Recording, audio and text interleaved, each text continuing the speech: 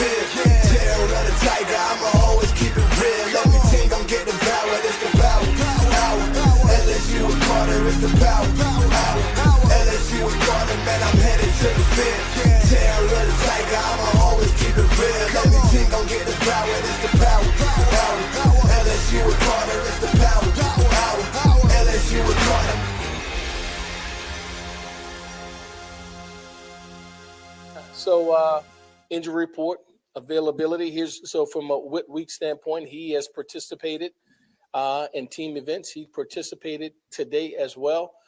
He has been on a pitch count limited. He is probably a game day decision. We'll continue to monitor him throughout the duration of the week. So he's been engaged. He's been practicing, but it'll probably be a game day decision for Whit Weeks. In the case of Aaron Anderson, he is available. He's full go. He'll be ready to roll. In the case of Carius Kern, he is full go. He's ready to go. Probable, but a little nagging injury reoccurred itself with Garrett Nussmeier today. And so I think he's probable, but a little bit concerning, something that we need to monitor and continue to watch with him as we head into the game. Wow, let's freaking go. I hope Garrett is okay. But could we have an open door policy here for the Michael Van Buren era? Who is the emergency third quarterback? We need to answer all of these questions in the next hour. We'll have an Arkansas expert join us around 6:30. You're going to love him. And look, the truth remains the same for me. LSU needs to start Michael Van Buren in this game. If I were Michael Van Buren, we have obviously discussed the redshirt situation all week here on PHL. If I were him and I were in his spot right now, I would say, look, if I am doing something that is sacrificing for me a six-figure sum of money, theoretically, in my fifth theoretical year of eligibility, you better guarantee me that I'm going to get the start instead of just being the backup who occasionally comes into the game. So now, is this the time for LSU to say, look, we are rolling with Michael Van Buren at 11:45 a.m. Central versus the Arkansas Razorbacks on Saturday? We released a pretty deep film study on Power Hour SEC. You could also see it on Power Hour LSU. They have this cool thing now on YouTube, which is called the collaboration feature. And guess what? We are live on both Power Hour LSU and Power Hour SEC because, of course, we do have a pretty large Arkansas contingent of fans that watch the channel. So the truth is simple. If we're going to break down the current LSU quarterback situation, we're going to talk about head coaching rumors. There's a Lane rumor floating around. We'll get to that in a second. LSU has a decision to make. Michael Van Buren has a separate but related decision to make. So the way it works is if you play 4 games or fewer in any season of your 4-year collegiate career, you get a 5th year of eligibility. It's just that simple. So Michael Van Buren, who is a year 2 player, last season at Mississippi State played more than 4 games. Their starting quarterback, Blake Shapen, who's good, got hurt, and MVB won the backup role as a true freshman. And he played quite a few games. I think it was 9 specifically. So he is in year 2 with no red shirt having been used yet. And so far this season, he has played 3 games. So he can only play 1 more game and the bowl game to preserve redshirt eligibility. No longer does the redshirt eligibility be affected by the bowl game. Okay, so MVP has to choose: is the extra 2 games of playing time worth losing your final year of eligibility in a season that's lost, in a season where there's going to be more than likely a coaching change? What if the new coach doesn't want you to be the quarterback at all?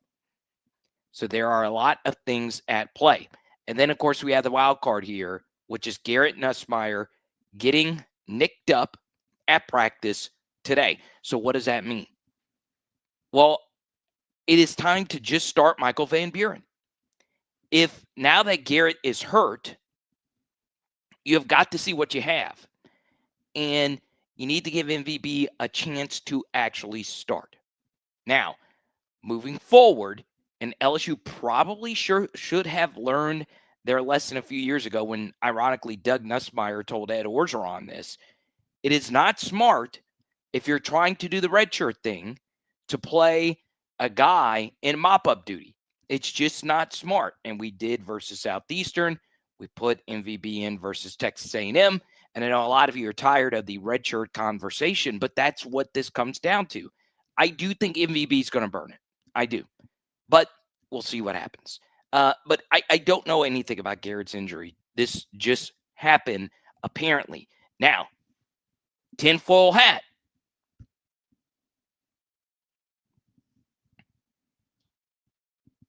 If you're listening, I'm doing a visual here. Tinfoil hat being put on. It is suspicious that Garrett has this nagging situation happen today. I don't know.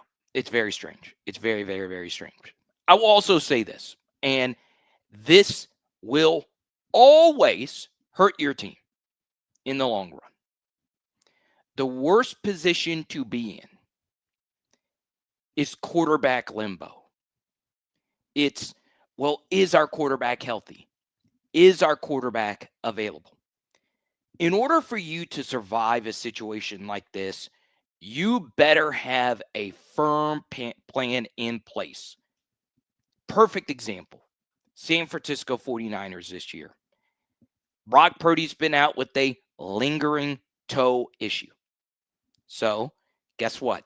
They had Mac Jones, who is a very good backup, and the 49ers are still in the thick of it. And now, even though they were back and forth with who they were going to play, they're now in position to have Brock Purdy come back and figure out what they're going to do next. The Bengals think they thought they had it with Jake Browning. He magically started stinking, and so they had to go get Joe Flacco. You're only as good as your backup quarterback. It doesn't matter how good of a player you have on your team. The second most important player on your team is always your backup quarterback in any situation. That's how valuable the quarterback has been.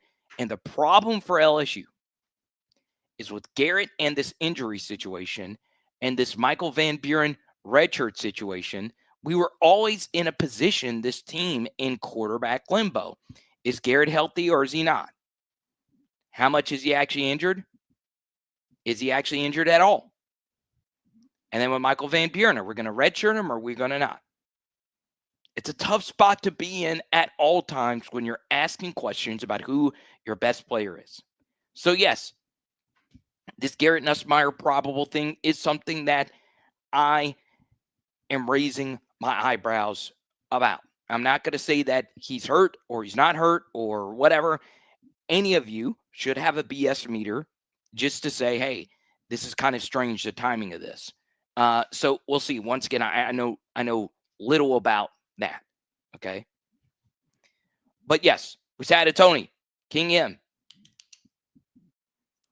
Carter says, please don't speculate with rumors. Leave that to Ruffino to spread rumors. Well, it's in a rumor. I'm not giving a rumor. I'm telling you, I played the clip from Frank Wilson. I'm just saying the time, anyone that would be looking at this from a non-LSU viewpoint would say, hey, the timing of that is very interesting, the Thursday before the game. But more than likely, he did get nicked up today at practice. Once again, I know nothing. Frank just announced it. I've had a busy afternoon. So I hope Garrett's healthy. Like I said a minute ago, I will always be a Garrett Nussmeier fan. But I will say, something that has hurt this team is the constant speculation of Garrett's injury status. All right, I'm not even talking about what happened this week. It's earlier in the year. It's been constant, and it's tough to work around. Doesn't matter how you feel about Garrett. A lot of you don't like him. I've defended Garrett nonstop. If you don't believe me, listen to a full live stream yesterday pointing out how bad our supporting cast has been. It's been historically bad. Okay? But we'll see. We'll see what happens. I hope Garrett's okay. Hope he's available because we could very much use him versus Arkansas. He played his best game, arguably, versus the Razorbacks last year. Now, we get into these Lane Kiffin rumors. It's kind of strange that there's a little bit of a strong push for you saw a lot more Lane Kiffin to LSU stuff, right? You've seen it. That is my number one guy. We've had a guest who has worked in college football predict that Lane Kiffin is actually going to go to LSU. And then the very next day, the Jeff Landry stuff started. But look, there's rumors about a flight tracker where a board of trustees flew to Oxford, whatever. I will tell you this. Lane could sign for whatever with Ole Miss right now. But he chose not to do it. Why would Ole Miss not give him the keys to the entire kingdom? Lane's keeping his options open. And I think that is a very non-secret type of thing that's going on right now in college football. He understands he is the biggest domino out there. He understands the leverage that he has as an offensive whiz kid. He understands that in an instant, he will immediately take any college football program to another level offensively. And it is without question that he is a top 5 offensive mind and probably top 5 program builder that we have in college football right now. So we'll see. We'll see what happens with this. Obviously, he is still my number one candidate. I do understand, though, now with coaches in particular, you need to factor in cost. It's going to cost a lot. You need to give him a Kirby Smart contract.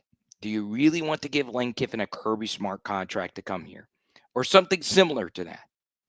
Because I will tell you this, speaking to who I've spoken to in Oxford, and this could just be some red and navy and teal blue, light blue, powder blue, whatever colors they wear. My folks at Oxford say that Lane has no major disagreements with the higher-ups at Ole Miss. He has none.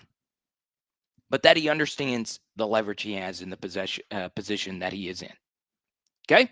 So we shall see what happens. Now, this was really cool. All right? Part of why the Garrett Nussmeier thing for me, it was impossible for me to make any phone calls regarding this with Frank making the announcement. I get a call this afternoon from an LSU icon. Did not expect this at all. And when something like this happens, you just stop and just pinch yourself, because I had to ask him 5 consecutive times, is this not AI? Because I have a prior relationship with this legend who made LSU football what it is today. So I get this phone call, and it's Dan Bournay, the voice of LSU football. Okay. You guys, if you don't know who he is the PA announcer of 38 seasons before Dixon McMacken took over And of course, Dixon is a local politician in Baton Rouge. I went to LSU with Dixon, and I are friends. And I didn't expect it. He called me out of nowhere. And what happened was I said it 5 times in a row because now there were plenty of people out there that said when Dan decided to retire, they needed to make an AI of his voice, and it still be him doing the voice of LSU. But he called me. He told me he was 100% healthy, and he is a huge fan of the channel. Did not expect it. Did not expect that at all. All right. I was like, wow, this is one of the coolest honors I've ever had. So I was not close with Dan when I was at LSU. I just wasn't. But I did have a few interactions with them. And boy, was he a joy to talk to earlier today. So Dan, if you're watching right now, appreciate your support of PHL. And he agreed to come on in the offseason. So pretty excited about that. David says, I'm 28 and I don't know who that is. Okay. So, David, think about this. It never rains in Tiger Stadium. That's Dan Bourne. That was his creation. Okay. Saturday night in Death Valley. What you see in this image back here, if you look at this image and you don't think of Dan Bourne's voice booming over the PA announcer system at LSU, you're not a true LSU football fan. It should have that peach fuzz on your arms sticking up in the air. So, show this channel is not about me, but I wanted to do a quick little 3-minute shout out here, or however long it was to Dan Bourne. Okay, now we released a 20-minute film study on LSU versus Arkansas. I'll do a few breakdowns here and why you should heavily consider Arkansas to win this game. You know, they are the Arkansas Razorbacks. Okay, even if they jump out on you, which is highly likely considering LSU is a slow starting team, and Arkansas this season has been amongst college football's best opening script teams, which means the first 15 plays of every game. Bobby Petrino, of course, is a genius. He has taken the LSU game very seriously over a long period of time. You go back to the best or the second best LSU team of this era, 2011. Arkansas jumped out to a 14-0 lead in that game. So 2011 LSU happened, and then you saw what happened. Now, what was interesting was in the 2010 matchup the year before, that was one of the best offensive called games ever by an SEC OC, as he picked apart one of the best LSU defenses we've ever had, that 2010 unit. So now you fast forward here to where Bobby Petrino is now as a play caller. And even though Arkansas is 2-7, they do lead the SEC in yards per play. Could you imagine that? If you're sitting at home right now saying, man, I would do anything to have a good offense to go along with our great defense. Well, having a good offense doesn't mean shite if you don't have a good defense to go along with it. And there are plenty of teams in the SEC that are atrocious on one side of the football, but elite on the other. LSU has had mostly an elite defense. Auburn has had an elite defense. Florida's had an elite defense. But all three of those teams have had bad offenses. Arkansas has had arguably their best offense ever. They have a historically bad defense. So what that means is, because I've gotten this comment a lot here on PHL, a lot. If only we had an offense to go along with this defense. There's 3 other teams in the SEC basically saying the same thing. And why are they saying the same thing? Because nobody in college football has complete teams anymore. This is one of the worst Georgia defenses ever. They have no pass rush. They are bottom 5 in the entire country in pressure from the defensive line. The Georgia Bulldogs, Georgia, where every single one of their defensive linemen get drafted. There's never going to be super teams anymore. All right. You can make the case that Ohio State has one right now. Well, they're Ohio State. It's just really hard in the SEC where everybody's poaching each other's players, NIL, all that stuff. And it's so hard to be truly elite on both sides of the football. It's hard to be good on both sides of the football. I think it is plausible to be good on one side of the football and very bad on the other, as the 4 examples we just shared, showing you that that is the case. And the funny thing about it is a lot of these bad units have really elite players on them. If you were to pick one SEC wide receiver to start an entire offense around, you can only draft one. Cam Coleman would be everybody's first overall pick. And I'm not sure if it's close. And there's some other good ones. Chris Brazzell. I mean, there's plenty of others you could pick from, but Cam Coleman's by far the best. Lenore Sellers is still going to get drafted high. Tre'Davious Green's a great player for LSU. We might be facing Quincy. Well, we will be facing Quincy Rhodes, a really good defensive end for Arkansas. It's just hard to get all of your ducks in a row in the SEC. So now we get to why Arkansas can win this game. Well, it's the same problem you had versus Alabama, and it's something else that Frank Wilson brought up in the press conferences pretty much all week. Red zone efficiency. Arkansas has the highest touchdown percentage in the SEC when they get into the red zone. They score a touchdown 80% of the time when they get into the red zone. We score a touchdown 55% of the time when we get into the red zone. So Arkansas scores a touchdown 4 out of every 5 times they get into the red zone. We barely score 1 out of every 2 times. It's a big difference. Defensively, our red zone defense hasn't been that great either when it comes to touchdown percentage versus the better offenses. And if I were Blake Baker, I would simplify what I do in the red zone because you've had too many busts in terms of wide open touchdowns in the red zone. You had one versus Alabama this past weekend at the end of the half.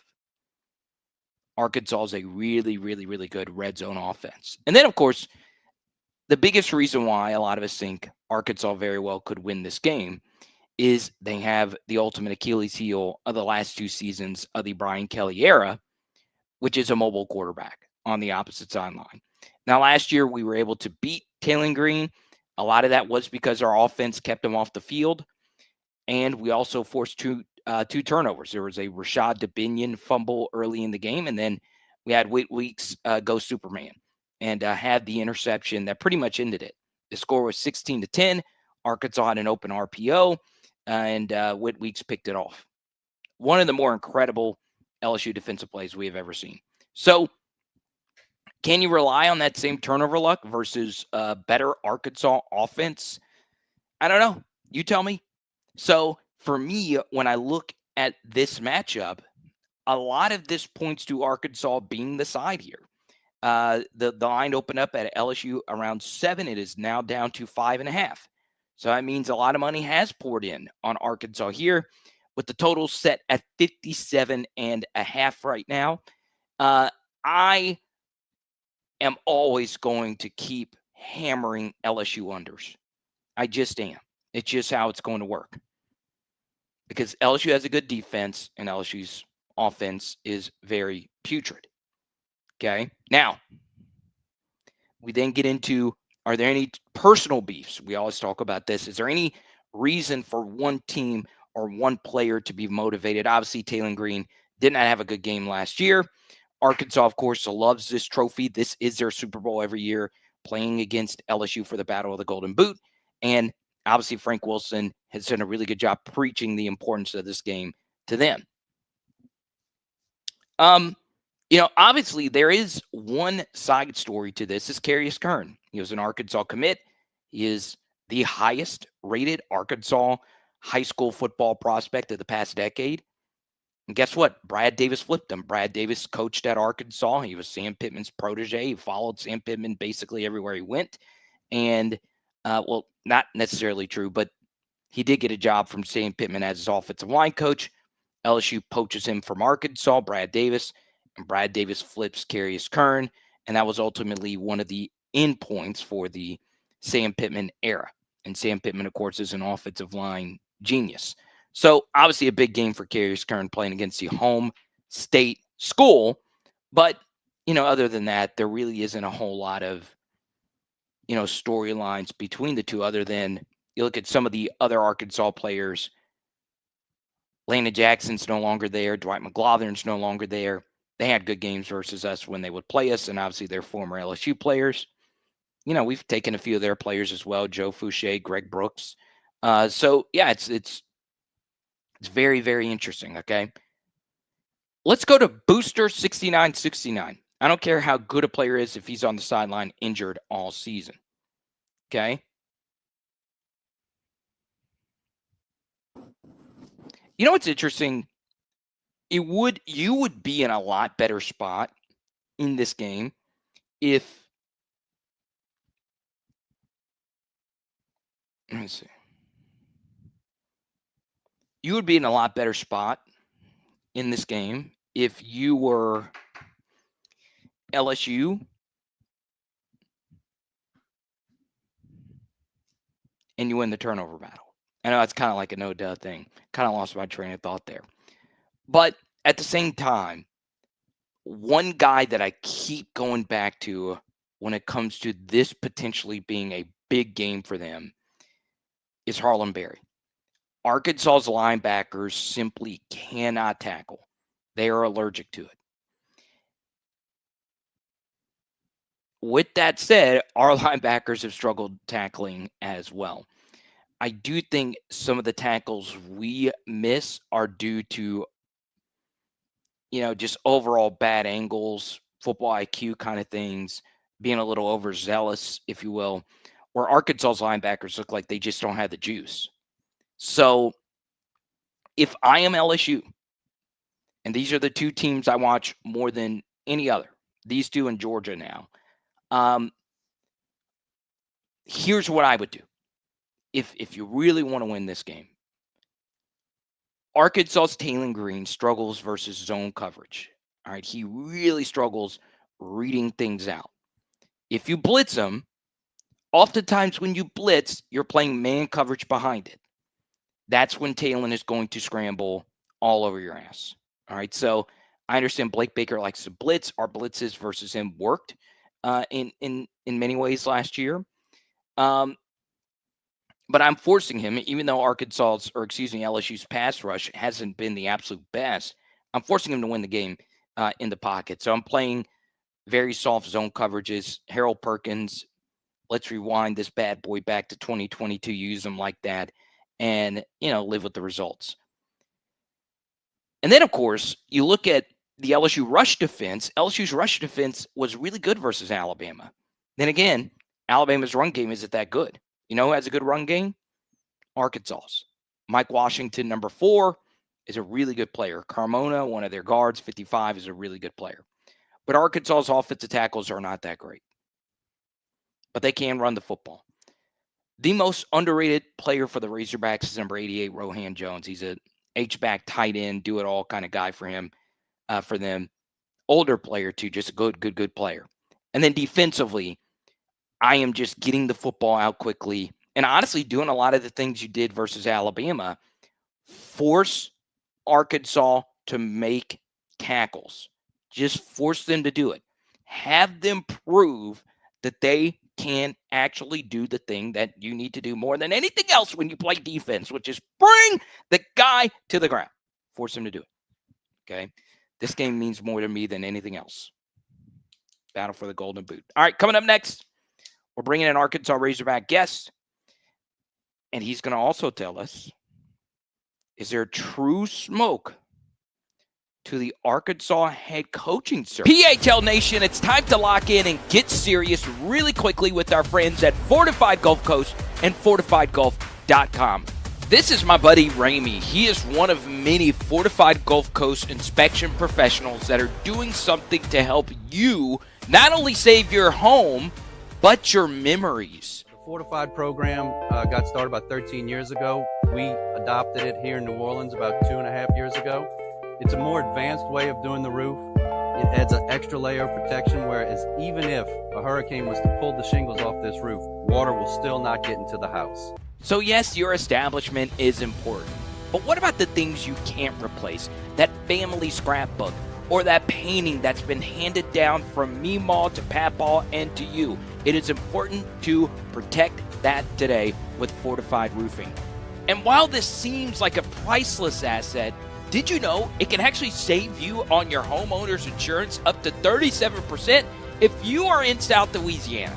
Just call the number 504-444-7563. That's 5 Power Hour Network listeners and viewers. You might be consuming this content with that crick in your back that you've been trying to get rid of for so long. Take this as your sign today to book your appointment with LabourdTherapy.com. In the Lafayette region, there is no one that you will find that cares more about any different type of pain that you might have than the team at LabourdTherapy.com. Book today. Once again, that's LABORDE therapy.com, or you can visit one of their 5 locations all throughout the Lafayette region. All righty, show some love to Kyle Sutherland, hogbeat.com. Kyle, who will be the next Arkansas Razorback head coach? Oh, man, I will say this, Carter. I'm going to give you a cop-out. I don't know, but I think we are one step closer. I do think that smoke is real. I do think we are one step. I think we're maybe past everybody's going to track planes, right? It's that season for multiple schools. Yeah, it has been for Arkansas for almost 2 months, a month and a half now. LSU, I guess, for a couple of weeks. Auburn's in that boat, Florida too. But I do think that we have moved a step forward, and I believe the smoke is real, that there will be some interviews in the next few days. I think Pete Nakos's report was exactly multiple throughout like the next week or so. But I think that is accurate, that there are interviews being held, and maybe they have zeroed in on 1 or 2 guys that they are really wanting to put their eggs in a basket towards, but they are still talking to people. I am quite confident in that. Okay, so it's kind of crazy because you're like me. You want to make Arkansas LSU a big rivalry. It matters so much more to the state of Arkansas, and my ties to the natural state. It's funny how outside of like major winning, and that's not a disrespect to Arkansas at all. Sure. I mean, it's just the facts of the matter. Yeah. It's amazing how the ebbs and flows of both programs seem to ride at the same time. Because if you would have told me in the year 2025 that Scott Woodward would be fired before Hunter Yurachek, are you kidding me? I would have never have thunk it. And for those that don't know, Arkansas's athletic director, Hunter Yurachek, I would say for at least a solid year and a half now, Kyle, has been the most unpopular SEC AD. Is that fair? Yeah, probably. I would say so. And that's the thing, is he's done a good job. And this is something that Arkansas fans talk about all the time. In the big picture, he's done a pretty good job. The problem is not in the main revenue sport. Now, right. He wasn't the one that, there was obviously the chicken man, as they call him. Tyson had a big part of Cal. But you look at softball, baseball, track. I mean, just about every other sport has done really, really well. But you've got to, and LSU, LSU is a perfect example that Scott Woodward gets fired and he hired 2 national championship coaches. I mean, the expectations obviously at LSU are as high as any in the entire country, regardless of sport. But I agree with you. I've never, if you would have told me in August that Scott Woodward would be gone before Hunter Yurachek, I would have had to check you for drugs or something. It's insane to me. And now, how are Arkansas fans reacting to him allegedly being the new head of the college football playoff committee when he is in the middle of a, college football coaching search? I would say it's most of them have been, since it's still pretty fresh, most of them have been like, okay, great, maybe this will lead to something else, like another job. And I've even seen a few fans that have like replied to like Colorado's AD, for instance. I saw like one or two Arkansas fans talk about, oh, please don't take Hunter Yurachek. He's so amazing, just kind of being facetious about it. So I think really most from the few hours that we've had to kind of just let it settle in, that most have just been like, okay, well, he's going to be, he's going to have another chance, because there was those rumors coming out that he was going to take a job within the SEC. There was those floating around. Those kind of died maybe a week or two ago, maybe about 2 weeks ago. But that's pretty much the overwhelming consensus for what I've seen so far, is that they hope it leads to something else. Yeah, so it looks as if Hunter will be making this hire, but I will tell you, I don't think he's making this hire, if that makes sense, right? He's he is a figurehead of this, and there's some big guns at Arkansas trying to get this done. I'm trying to figure out who it's going to be. Like, because I just try my best to guess, because I will say this: I don't think Franklin is the front runner. I'm not saying he's not in the mix. I don't think he's the front runner. I'll tell you this: if he doesn't go to Virginia Tech, I've thought it. Now, forgive my ignorance. Is Maryland open? Did Loxley get fired or no? Okay, no. So he hasn't. If that one opens, I've actually kind of been looking at the possibility. Florida State. These are just me thinking here. Florida State, obviously, if it opens. Maryland was another that I thought of, just because I know for a fact that he is tight with Under Armour. So you got that. Also, too, he was, before he went to Vanderbilt, was the OC and all that, was an assistant coach there. So Maryland's kind of been in the back of my mind, but I don't think Franklin's coming to Arkansas. Again, I'm not saying he's not someone they're not talking, that he's not someone they, haven't been in communication with, and they're going to make him say no multiple times, but I don't think he's going to be there. I don't think that's realistic, honestly. Yeah, it's funny because, the reason why I want to guess this Arkansas coaching search, because this is just God's honest truth. A lot of this is just guessing. A lot of current coaches that are in the mix, they don't know if they're going to take the job yet or not. So I was on KTBS Channel 3 in Shreveport, and they do a lot of Arkansas stuff because they get into South Arkansas. And they had me on the field after 2019 Arkansas LSU do a live hit, and they're simulcast all throughout North Louisiana. And they asked me straight up, hey, who is the next Arkansas coach going to be? And I told them it was going to be Sam Pittman. Now, some of that was, I remember that. Okay. So some of that was sourcing, but also some of that was a guess. Okay. It was just like a lean, if you will. So I want to figure out who this is. And if you were to put a gun to my head right now, I would guess it's Silverfield and Memphis. That's fair. Okay. That's yeah. I mean, that's a fair. I think he is certainly one of the top three. I would definitely say that. I say too. I've been told by two different sources that are very, very. And I'm not saying they're like super, like great big donors or anything, but they're very connected in Northwest Arkansas. PJ Fleck is someone that you also have to keep in the mix as well. That's one too. When you think about the Lindsay family, it might not be, we're not talking Tyson and JB Hunt, things like that.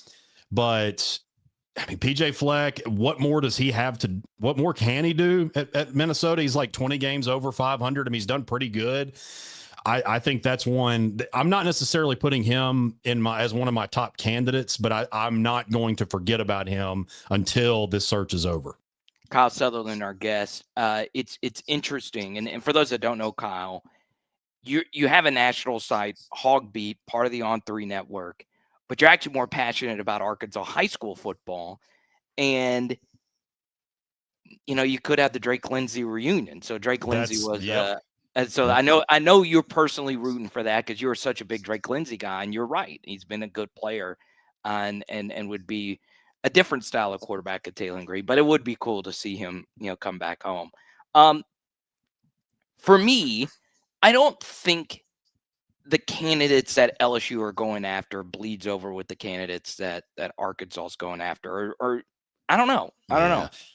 Well, it's like, because, just kind of throwing some stuff out there, like Lane is probably realistic at LSU. It's not right now. It's just not realistic at Arkansas to me. Right. It's just like Pittman. I will say this, when he took it over, and when you were just like what you were talking about a second ago, I mean, it was when you had thrown his name out there, it was a laughing stock, and it's not a great job right now, but he at least brought it to the point where it's somewhat attractive. And look, and that's the thing too. And Andy Staples made some really good points about this, one of our national analysts a couple of weeks ago on Pardon My Take, just talking about Indiana. And I mean, then you look at the SEC, Vanderbilt, even I know Missouri, they can't win the big one, but still Eli Drinkwitz has done what he's done there. And it is possible in today's era, especially when you have the backing that Arkansas could, that it is very possible to not only be competitive, but to compete at the highest level. I know that seems silly when you think about Arkansas, because they haven't done that since really the first Petrino era. I say, that's the interim right now, but yeah, it's just, and I feel like too, it's just, it might be someone that we've maybe mentioned, because you know how these go. I mean, I think Peter Burns put out the other day from LSU's coaching candidates in 2021, and wasn't Mel Tucker, the betting favorite. Yeah. So I mean, it's just so many things that can come out of left field, but I do think that Arkansas is going to have a little bit clearer of a picture, hopefully by this weekend. Maybe not necessarily who the hire is going to be, but we have a little bit clearer picture. I feel like in the next week, maybe it could, if the steam continues to pick up, maybe you could find something out in the next week. But then there's still a part of me that says it's going to be either Missouri week, Thanksgiving week, or right after that. It's just kind of it's a gray area right now, because you've got Petrino that has been a candidate for the job since he was announced as interim. And even though he has not won a game as an interim head coach, you think about it. I said this on Wes Moore's show earlier today. You go down to Baton Rouge and beat LSU. I know LSU's not, the LSU that we thought they were going to be 2 months ago, or really even a month ago, or whatever. But still, you go down to Baton Rouge and you beat LSU, or somehow I definitely don't think you're going to beat Texas. I don't think they're going to win. Arkansas is going to win either one of those games. But still, it can turn an attitude really quick. There's a lot of upset attitudes right now, and a win of either one of those calibers, just considering the names on the jerseys, can really do some good things in Petrino's favor. There's still a strong piece of me. If I were Arkansas, I would heavily consider Bobby. Yeah, I agree with you. I don't think that I'm not saying that I want him. I think that they do need to move, but at the same time, I don't know. I think that also too, Arkansas looks at it from a financial standpoint. They can get him cheaper than a lot of other people. There's so many different things to look at. 7.3 yards per play is what they're averaging. That is hard to do.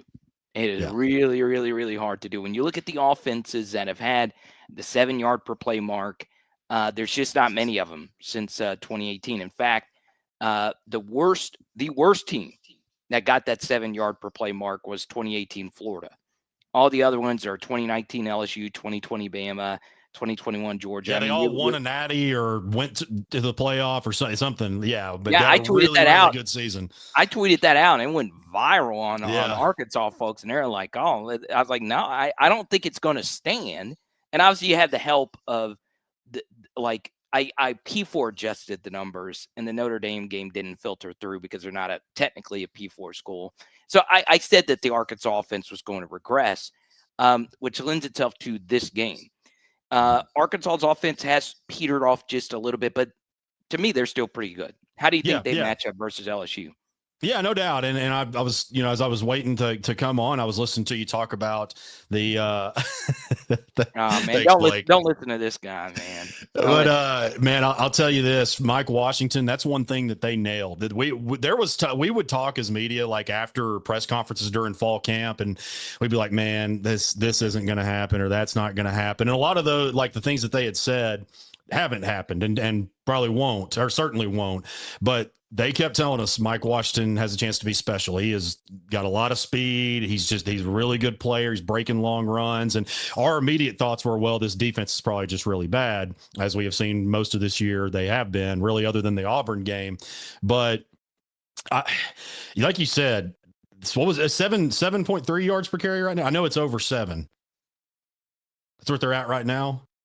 Yeah, hold Yeah, on so 1 second. You're gonna be on here by yourself. There's something going on with my computer, but we'll take a quick break, and we'll okay. come back right after this. We'll get Kyle's prediction. PHL Nation, it's time to lock in and get serious really quickly with our friends at Fortified Gulf Coast and FortifiedGulf.com.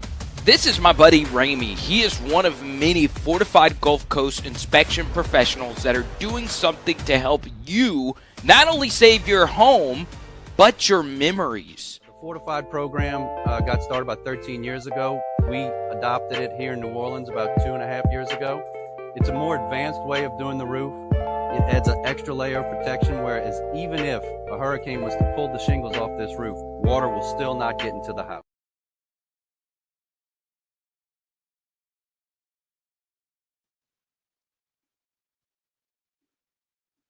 What's up, man? Oh, there, we're back. All right. Yeah. So my computer just started spitting out some random rant.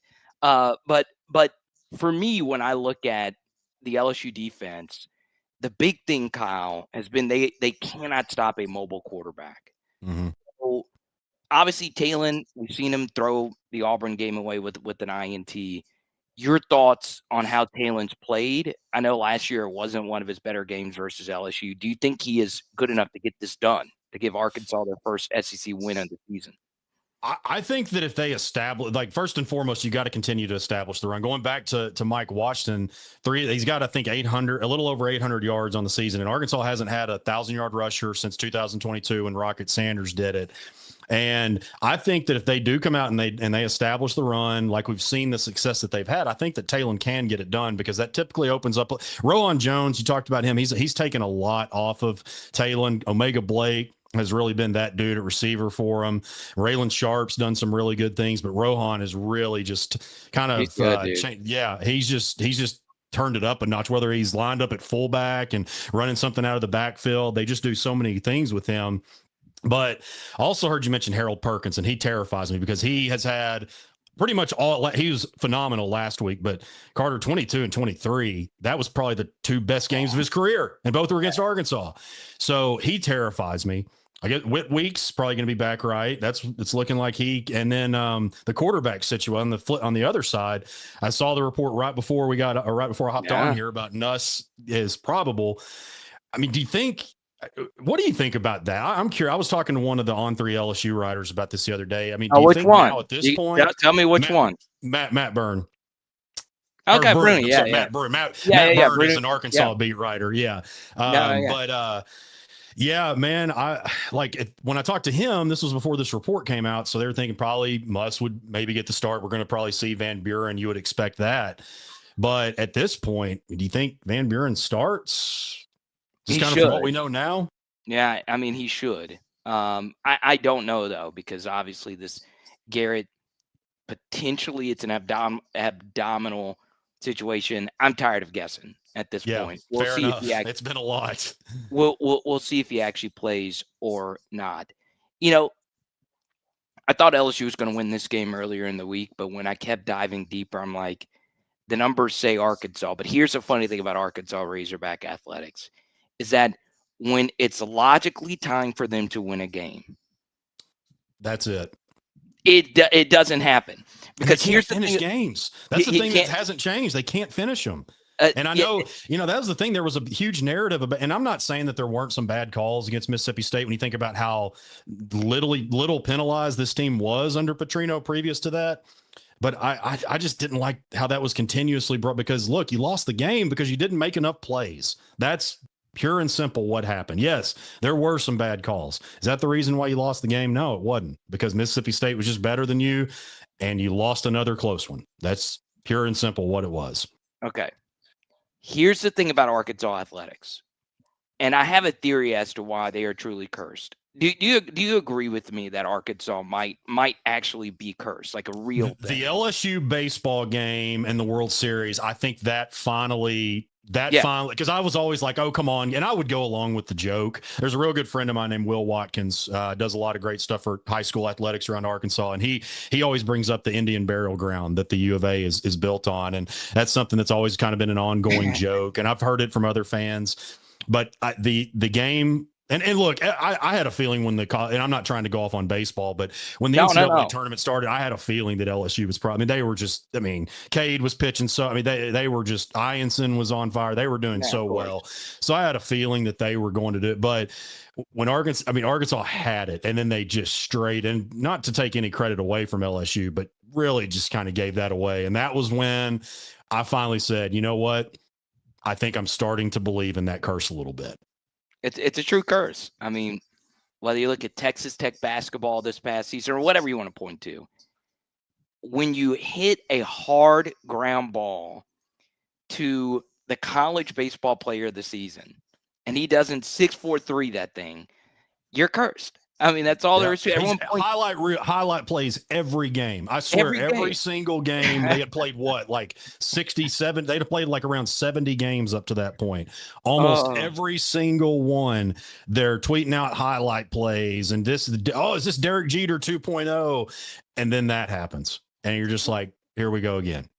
Wahiva Aloy, one of the best shortstops in the history of the SEC. You hit a hard hit ground ball to him. And everyone points to the line drive fly ball, but that never happens if Wahiva Aloy just turn that bitch, just turn it. But that it's just part of it, right? You get beat by LSU twice. The last time LSU, well, not the last time, but LSU won a natty when they beat Arkansas twice in the World Series when I went back in 2009. But yeah, I obviously you're our rivals, but I'm in a group chat with the 12 different Arkansas grads, and they don't even care. They're so beaten down by everything. When they see a win, they'll see a win. Right. That's a great point, right? And that's why, man, but like right before basketball started, you saw, we were still we're continuing to do football stuff, but our site was just full of because we're like, where's the Cal content? Where's the top 25 team at the time preseason ranked top 15 team? Where's all that? So yeah, it's just you're trying to find some sort of positivity anywhere you can find it. Yeah. Do you think the basketball team is special for you guys this year? I know y'all lost to Michigan State, but that's Michigan State at home. Yeah, I think they're going to be now. Am I ready to say they're going to be Final Four good? Not quite. We got to figure out some things in the front court, but I'm not worried about it. Like all the stuff that we saw from Michigan State game. You had two freshmen on the floor that still are. I think Darius Acuff and Malik Thomas have both done a pretty good job of understanding that like they're not the top star anymore, like they were, at their previous schools, at their prep schools. But I think that this team definitely has a chance to make it to the second weekend for the second year in a row for sure. But if it all comes together, you get a little bit more out of Malik Ewan and Trevin Brazil, man. I just don't know what's going on with him. He sat out with back spasms the other night and against UCA, and Cal was asked about it. Are you going to have him moving forward? He's like, I don't almost kind of answered it as if I don't know. That's up to him. That's the way that I took it, just the way that he his body language. So really you got to figure out some things in the front court, but yeah, Malik Thomas, Darius Acuff, two very special freshmen. Yeah. Before we let you go. All right. Thank you for the super chat, FACP. And we'll get to that in just a second.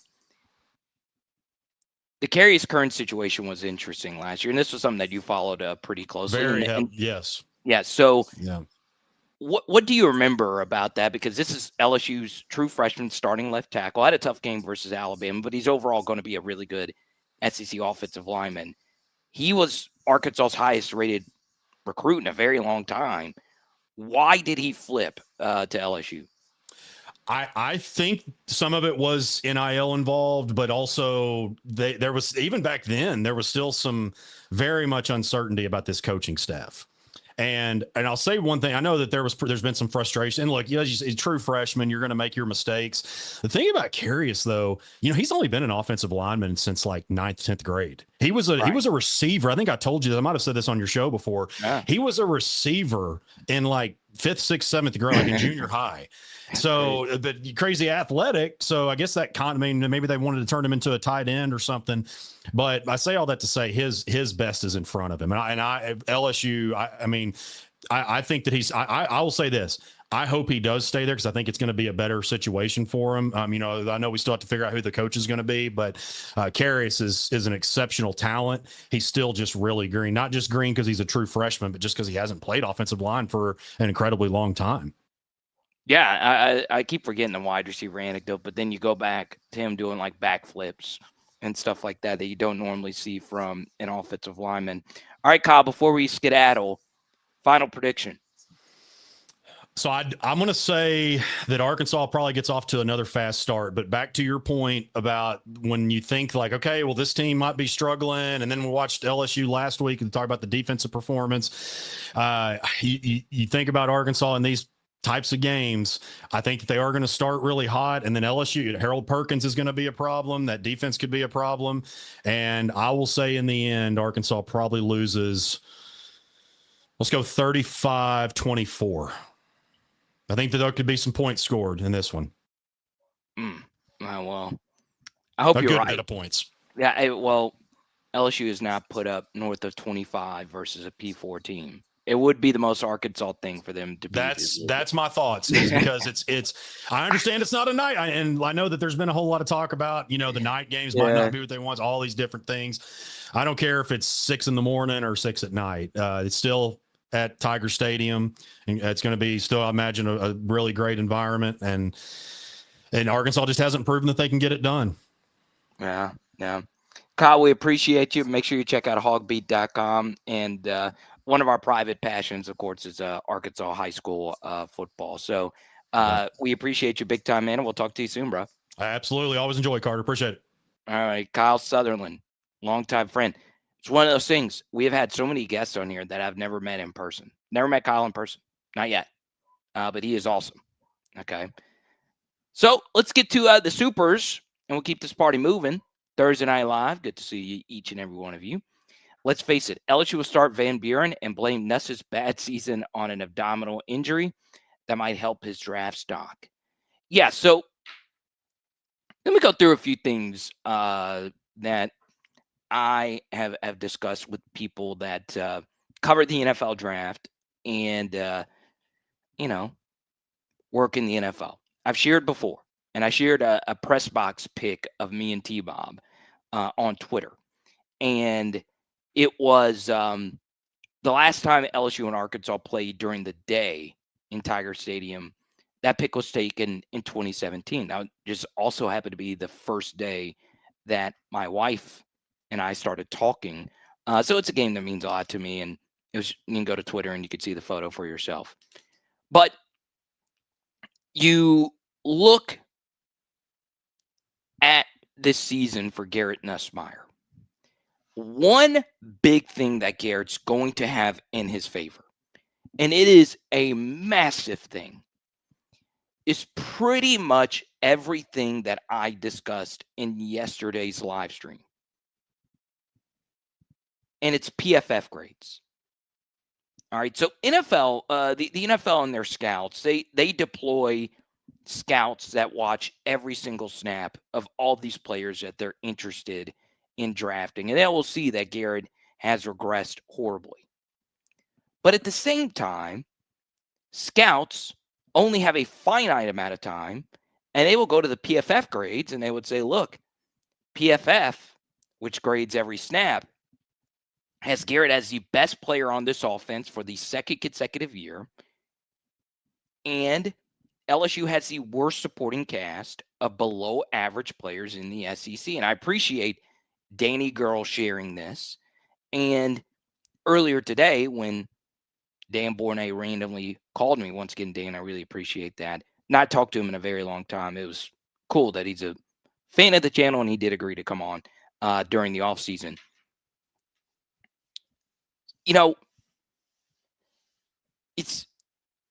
It's interesting. When I told Dan this over the phone, I really didn't mean it. I'm not the biggest fan of just covering the same coaching rumors over and over again. At my core, I like to analyze football. And yesterday's stream wasn't the most well-watched stream, but it was a vintage PHL stream in that it was a deep dive that we did on how not so great the LSU offense actually is. And it's not really anything deeply analytical. It's just basic counting. That's pretty much a lot of our deep dives, just basic counting, where we find people smarter than us that do data analysis. And I try and make it to where you can consume it easily as, LSU football fans. So Garrett does have that going in front of him. Garrett could take my entire stream from yesterday, even though I bashed him, and say, look, this is what I had to work with. 10 of our 19 guys that have played at least one snap out of every 4 this season are below average players in the eyes of PFF. Okay? Once again, PFF is not the be-all, end-all. NFL teams feel the same way, but they mostly use PFF data as well. And then, of course, Garrett has this very obscure injury situation where before the season, lower body injury. Also, a re-aggravation of the abdominal injury. I am telling you right now, though, all right? And once again, Garrett very well could be hurt. And this is where it gets dangerous. And someone called me out earlier, don't spread rumors or whatever. This is not a rumor, all right? This has been told to me by players who have actually worn the jerseys for LSU this year, and a staffer, sources, all that stuff. And I'm not source guy either. They have been sick of the injury situation with Garrett. Okay. It's just been frustrating. It's been frustrating for us. And obviously we matter, but the ones that are in that building when it comes to the actual injuries that, everybody's going through, they're sick of it. It's part of why a good chunk of the team wanted to go to MVB, to where it wasn't the question of, hey, can Garrett actually go out there and get it done? It's, if we don't know, let's go to someone we know is healthy, we know has SEC experience.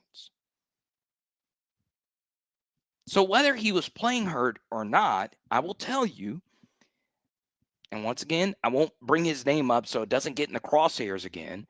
There was a former LSU player that brought up how frustrated he was with, LSU writhing in pain or Garrett writhing in pain after every hit on the ground.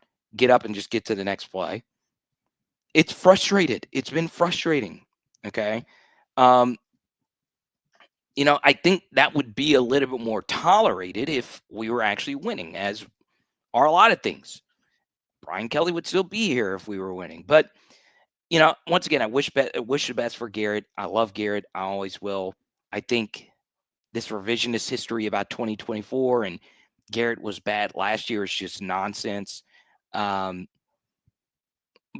we are where we are right now with him. Now, as far as MVB is concerned, the good thing, let's just say Michael Van Buren is the starter.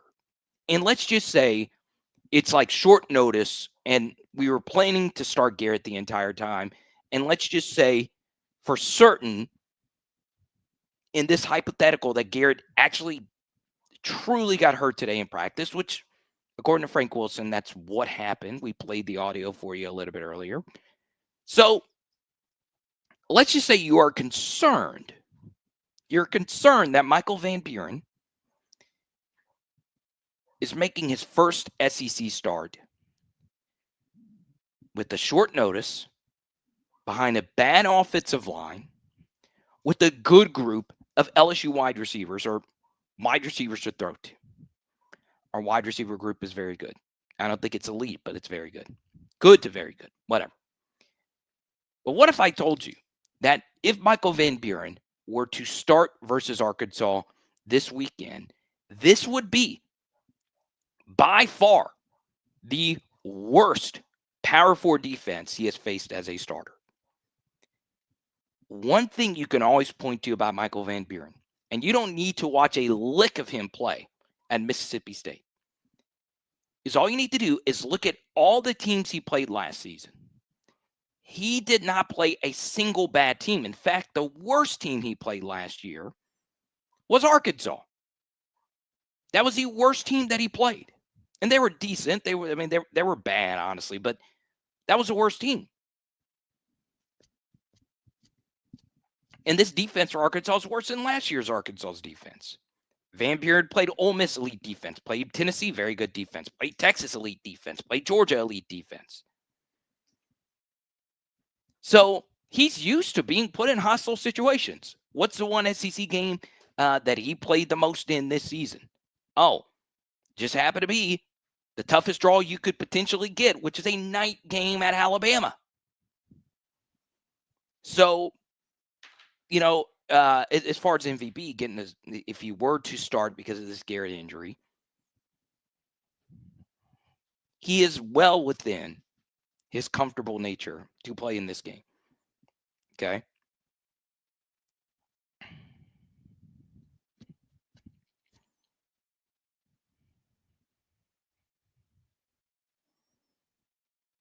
Oh, look, BZ calling me Unc again. I like it. I like it.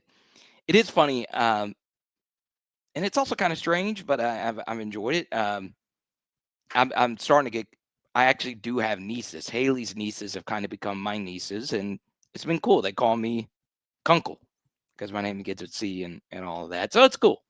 It's cool. I guess I am an uncle, and I'm very proud to have my nieces. Love them dearly. Die for them.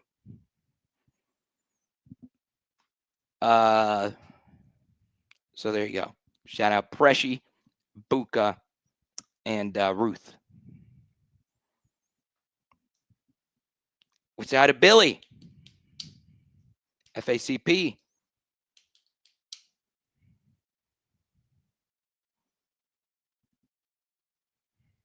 So yeah, Unc is doable for me.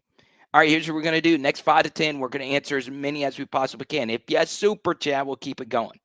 I will say, as you guys know, I love going on Blake Ruffino's show. I love going on Arkansas shows. I love going on whichever shows. I'm supposed to go on a Tennessee show pretty soon. Last night on AYS got crazy. But I know some of you have some dirty minds. I don't know if I would consider my mind to be dirty because dirty humor isn't necessarily my favorite. I just like good humor. Like I like all different types of humor. But a lot of you like the pause moments here on PHL. I'm not afraid to go away from the pause moments. All right.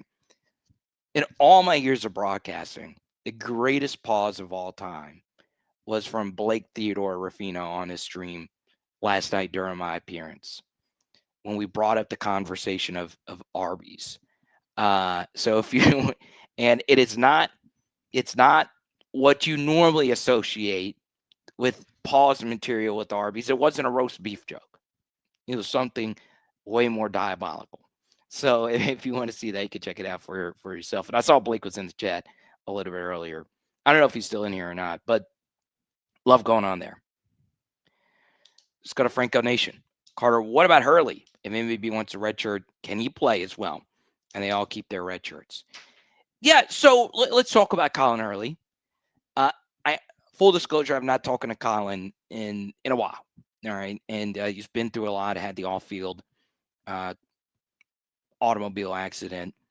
And, you know, it is important, you know, as you get to this point in the season where it's pretty evident what certain players are going to do.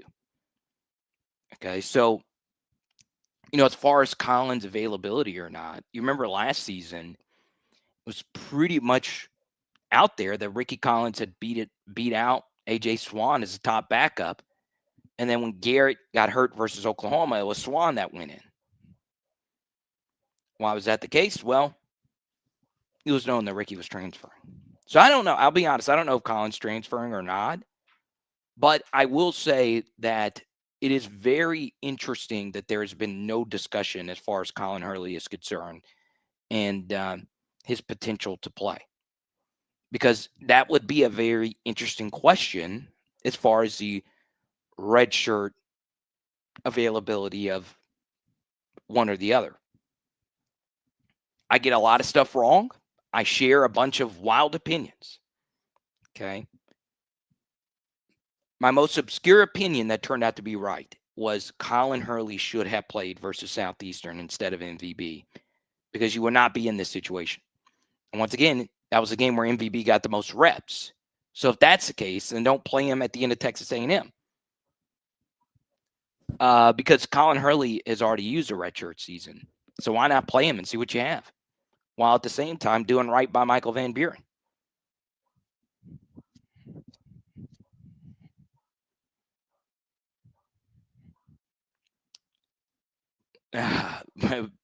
Mike says Peyton Houston will lead LSU to a guaranteed college football playoff.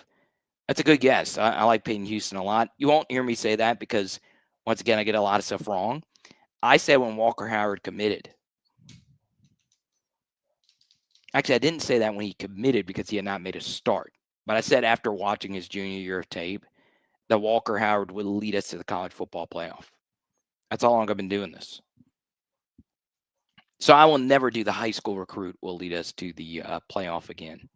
Because I think I did the same with Bryce Underwood. I think part of that was because Bryce was a guest, and I was gassing him up.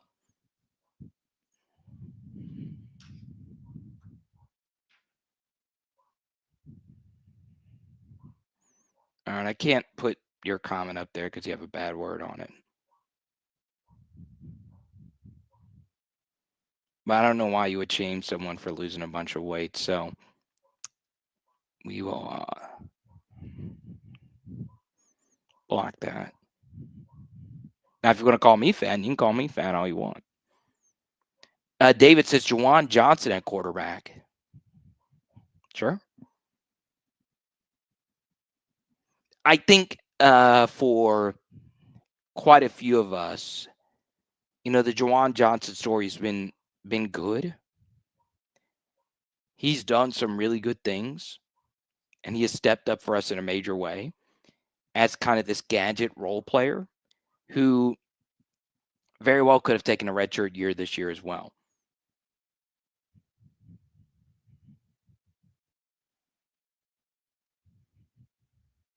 But also a reminder, don't take what I said about Peyton Houston a minute ago as an insult at all. I'm just not going to predict him.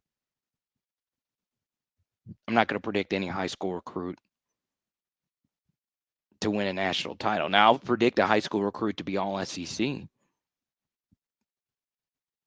But winning a natty, I mean, that's tough. That's putting a lot on a kid.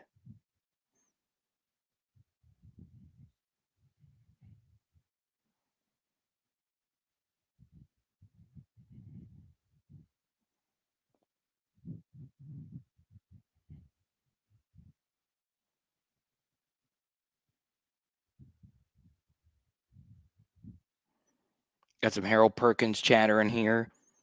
I will say the 2022 Harold Perkins game was truly breathtaking. Okay. Now, once again, some revisionist history is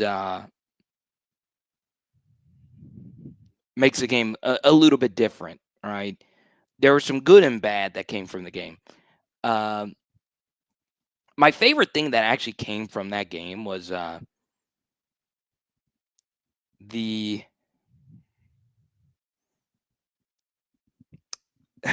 was it again? It was the Michael Jordan quote that they had about Harold Perkins. It was a joke that Brian Kelly told. I think a lot of you are going to miss his humor. Sarcasm. But Brian Kelly shared a joke that Harold Perkins didn't know who Michael Jordan was.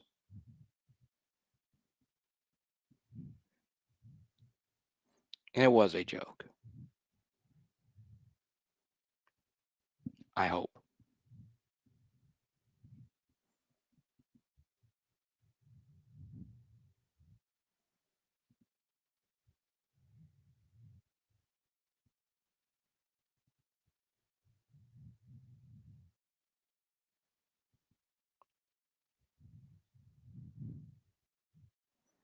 One thing I do find interesting is, and a lot of us have brought up the voodoo from 2019 LSU. What did we sell to have 2019 LSU? Well, we're not even remotely close to being the most cursed SEC team. In fact, you can make a case that there's no better team to be a fan of than LSU. There is none. And I say that as an LSU fan and as an objective person because everybody wants to be LSU. And I not even brought up Paul Skeens. Cy Young winner. Super cool.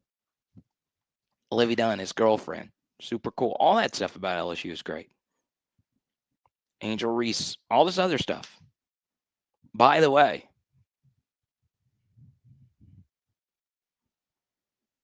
LSU women's basketball gets a big victory versus Charlotte. Well, it wasn't a big victory. Yeah, it was. Because Kim Mulkey said after the game, we had a lot of technicals. Charlotte came in to Baton Rouge talking that Shiite. They talked a lot of trash going into this game. A lot. For what reason? I don't know. And we ran it up on them. We had a lot of technicals. It was like that for us. And that was perfect. Because number one, we won a game comfortably. Kim Mulkey said we need to be more disciplined, but she also excused the technicals because she saw all the stuff that the Charlotte players were saying. But, you know, we'll cover more women's basketball when the actual games get going here. But, you know, we're very fortunate. You could be an Arkansas fan. You could be a South Carolina fan. You could be all those different fans where all they know is just sadness. Imagine A&M having this magical season and they get blown out by Texas and they're 1-out in the playoff, which would be the most A&M thing imaginable. So we're not cursed. We didn't sell anything. But at the same time, I would arguably take worse results over the last 5 years, and I would still not trade anything for 2019 LSU. In fact, there is nothing that could happen regarding LSU football that I would trade for 2019 LSU. And the reason I say that, literally, if the football gods came down and said, Carter, the next 5 seasons, LSU is going to go 3-9 on average. You have to give up 2019 LSU for that. I'm not giving it up. Because there is some true value in every single conversation being this team versus 2019 LSU. And the latest is, of course, 2025 Ohio State versus 2019 LSU. They're starting to do this. And you knew it was going to happen. And it's 2025 Ohio State. Are they good? Yeah. They're very good. Could their quarterback win the Heisman? Yeah. Julian Sain's really good. Are their wide receivers as good as ours? Conversation could be had. Tight end room's good. Offensive line's good. Their pass rush is probably better than ours with the Arvell Reese. Caleb Downs, is he better than what we had at safety that year with Grant Delpit and Jacoby Stevens? Yeah, you can make that very strong case that is the case. But you know that's not going to happen. You know they're going to falter somewhere. And it is still cool that every single person goes back to 2019 LSU. You know what they don't do? They don't go compare it to 2020 Alabama or 2022 Georgia. Those offenses were very, very, very good. But every time, people point to 2019 LSU. And there's value in that. Are there more teams that have had more playoff success? You betcha.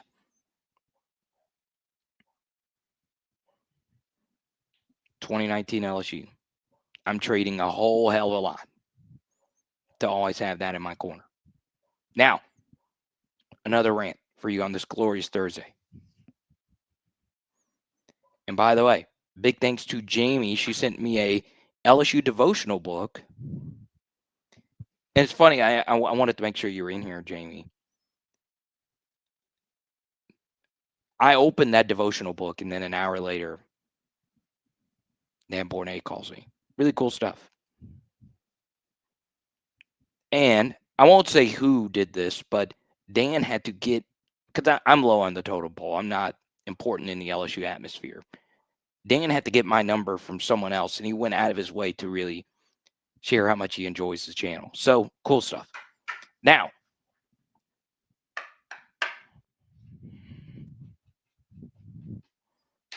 I hate to tell you, I told you so. And this could still be wrong. This still very well could be wrong. My opinion on this could change. And it's not a right or wrong thing. It really is a subjective thing. So there is an AP college football voter, and his name is Ralph Druso.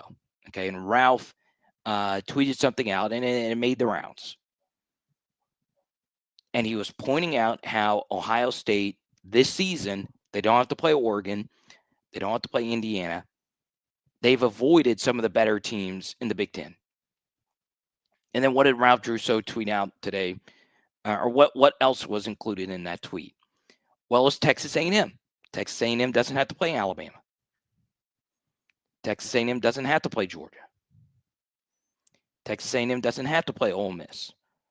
Texas A&M avoids Vanderbilt, and so on and so on. All right, so they don't have to play these really, really, really good teams in the SEC. Well, you know what's coming to fix that? The 9-game conference schedule. I'm telling you right now, this is always going to happen in the SEC, and to a certain extent, it's going to happen again in the 9-game conference schedule era because you're always going to be avoiding teams. It's just so hard to dodge teams altogether.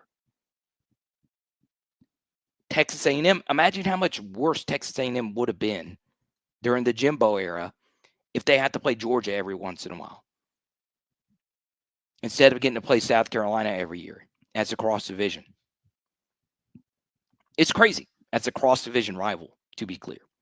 And I won't get into what all that means. Most of you know what that means. But, you know, I keep going, I just keep going back to how much more I think you guys are going to enjoy the 9-game conference schedule. It's also important to understand, though, that there is a trade-off with that. You're going to lose more games, not only as a conference, but you, LSU. So, yes, when you look at the Big Ten and you look at how putrid their bottom is,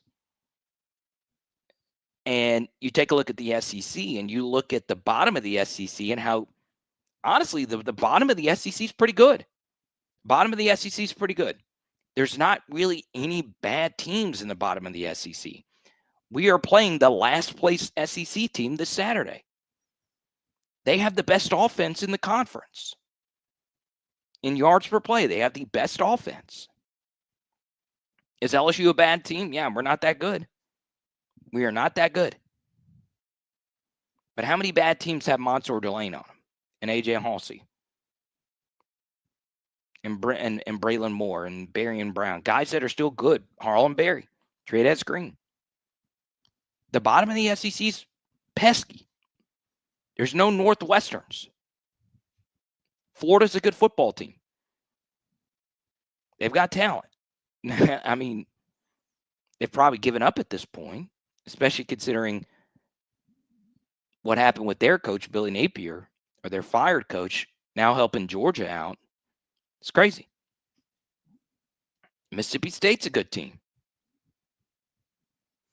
I'm not saying they're great teams. There's just no rollovers.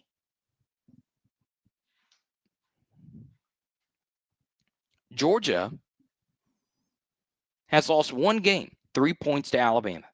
There have been 4 games this year where you could point to a point in that game where you're like, Georgia's going to lose. And they've won all those games. So, yeah, you can make a very strong case that Ohio State and Indiana are better than any of the SEC teams. A very strong case can be made. But it is a hard argument to not say that the bottom of the SEC isn't better and way better than the bottom of the Big Ten. Okay, let's go to Jordan. I worry we underestimate the damage Brian Kelly has done, and we think we can just shake it off that juju real quick. Yeah, so look, the truth is, you can turn programs around quickly. What I think is going to happen in college football is the idea of chemistry. All right, that word gets brought up a lot. I just think in sports, the word chemistry is going to be overused. I don't think chemistry matters as much just as a general concept around sports. And chemistry, of course, can be oftentimes synonymous with, let me see, what would be a good word? Continuity. Chemistry and continuity is how long have you played together? It's funny because you look at a lot of the quarterbacks in the SEC this season that returned to their teams, and a lot of them just have not been as good as we thought. You know, Arch Manning had a few starts with the Texas Longhorns. Hasn't been as good as we thought. Same thing with DJ Lagway. Hasn't been as good as we thought. Same thing with Garrett Nussmeier. Hasn't been as good as we thought. Now, of course, there is a guy in Taylor Green who's been better, who we play this weekend. And, of course, you have Diego Pavia. But there are a lot of guys that show up, and they've shown out. First year as a starter. Gunnar Stockton, hardly any experience. Wouldn't have had any experience if 15 Carson Beck didn't get hurt. No problem. He's been fine. Trinidad Chambliss has been a superstar. John Mateer, brand new. One of the better QBs. Joey Aguilar, probably the best example of this. Has been pretty good. So with 7-on-7, and I should have asked Kyle about this because he does, the guest that we had just on a minute ago, he is an expert at this. He covers high school sports so well. Like, he really understands Arkansas high school sports, but just high school sports in general. And what he is a big proponent of, and not necessarily in favor, but he's a proponent of making this conversation, more public, is the high school transfer portal. How often kids transfer from high school to high school. So at 7-on-7 and all these different things, kids transferring is a lot more common. So, continuity and chemistry is just one of those kind of buzzwords. You can come in and show in and show out.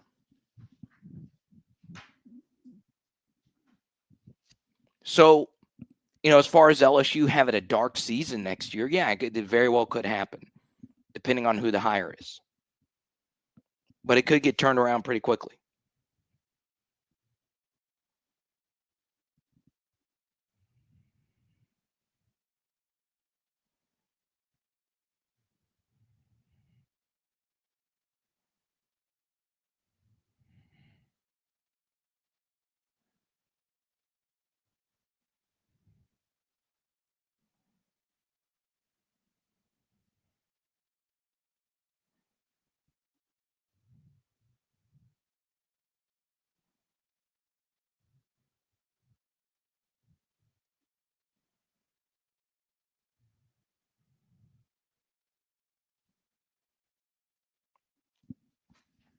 One thing that's very interesting about the BK era, and I don't think this has been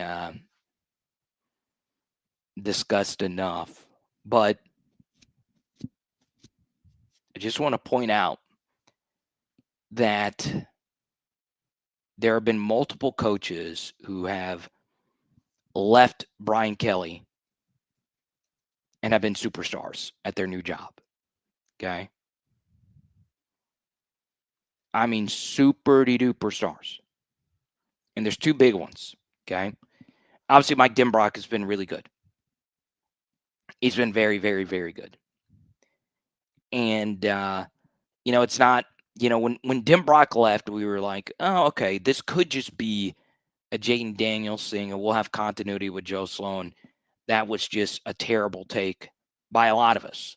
When Mike Dimbrock announced that he was leaving and going to Notre Dame, I said at the time that it was a big loss, but it was serviceable with Sloan. And there's a lot of rumors out there as far as was Mike forced out or whatever. But the truth is, he is a very good coach for Notre Dame.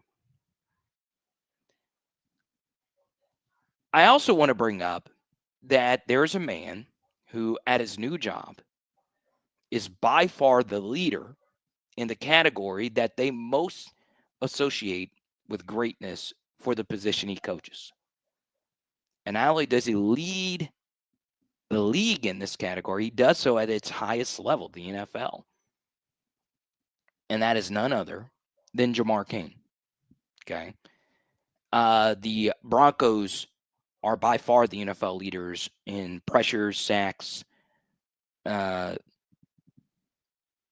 per Amazon in the Thursday Night Football game. I probably should have confirmed this just in case. But Jamar Cain was an excellent defensive line coach. He was a big proponent of Braden Swenson. He was right about that. And for whatever reason, we wanted to go in a different direction. So who are his defensive linemen for the Broncos? Well, they're good players, but it's not like Nick Benito's Myles Garrett or TJ Watt. He's good. So just something to stew on. But there you go. All right. Don't forget, I will be at the game on Saturday. So we're going to try out a few things at the game. This could backfire. But I'll try and do an actual stream from the game, or I'll do play-by-play of the game, which will mean more than likely I'll be slightly ahead of you guys. We're going to try it out. Me and Clifton, we're going to try it. So be on the lookout for that this weekend. We'll do a post-game show. It probably won't happen directly after the game. So we will see you on Saturday. Okay? It is Power Hour LSU. Boom. Shout out our top super chatter. Is the only super chatter, our good friends at FACP Monitoring. We really appreciate you. And tonight we are doing bacon and eggs. Let's go.